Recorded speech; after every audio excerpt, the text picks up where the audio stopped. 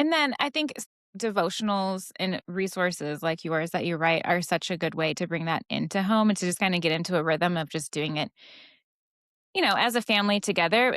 There's kind of, I think, a fear that you're going to make it feel like it's homework or like something to check off your list, which is so real because there are so many times that you're just like going through through the motion of all of it and not internalizing it. And there will be seasons that that is how it is because I think that's just how faith is, right? Like we look at our own faith, and there are seasons where I'm like kind of going through the motions more than other seasons, and that's the peaks and valleys of faith. But family discipleship looks like that too. And I think parents get easily frustrated because they're like, oh, I'm not doing it right, or I'm really behind, or we haven't started yet. So, like, what would you say to the parent who feels like they're behind and they don't know how to start? Yeah, I mean, I would say I think when it comes to like discipling our kids or spiritually, there's not I don't know that there's any like real such thing as like behind, right? Like it's God will meet every single one of us as parents. He will meet our kids, anyone at any point in the relationship with God. He will meet us right where we're at. So so I just want to say if you are out there and you're feeling behind, like, yeah, my neighbor or these people at our church, like their kids, they have whole like chapters of books from the Bible. We're doing all this, like, like that's great, that's awesome. But that doesn't mean that's where you need to be. God is ready to come meet you where you're at. And also too, like you can have the entire Bible memorized, right? But and have that head knowledge. But what God really is looking at, what he cares about most is the heart, that what's happening in our heart. So well, yes, he wants us to read the Bible, to learn more about him and to grow in that knowledge and that wisdom, that real transformation of actually our lives that comes internally, like from the heart. So moving from the head to the heart. Yeah.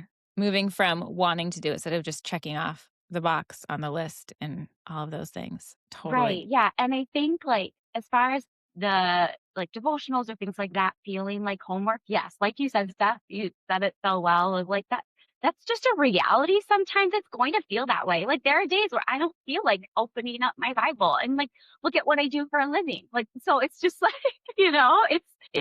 that's just reality.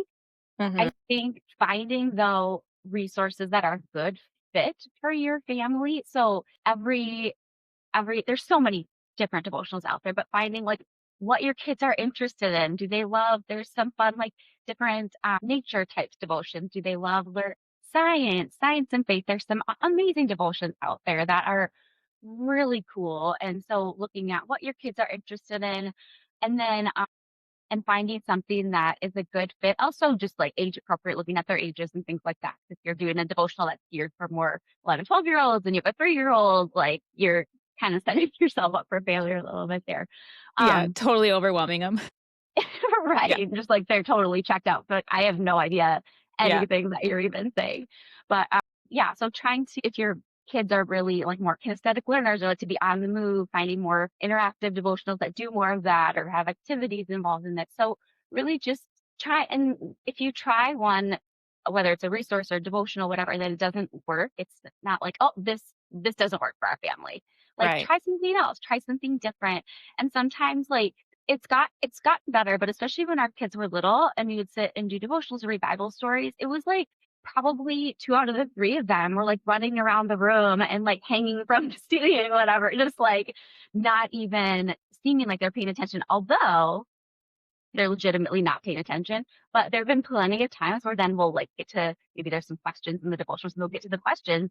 And that kid who was off like playing in the corner and like making weird noises, asking questions, and then they pipe in and like are answering the one, wait a minute, you were listening the whole Yeah. time, or at least some of the time, because yeah. So, yeah, don't throw in the towel just because it's hard. And also to give yourself some grace in like if it's like, I don't know, like at least how I'm wired, our family, we're not like every single night at this time we're doing a family devotional. We pray with the kids every night before bed and usually we'll sing a song or read a story or try to do some kind of devotional, but an actual more formal devotional time, that's maybe like 3 or 4 days a week for us. It's just not a reality every night. So again, we're still tucking the kids in, saying those prayers and things together, but so giving yourself some grace in that too, and figuring out what a good rhythm is for your family, or if it's not for bed, if it's at breakfast or having flexibility there as well.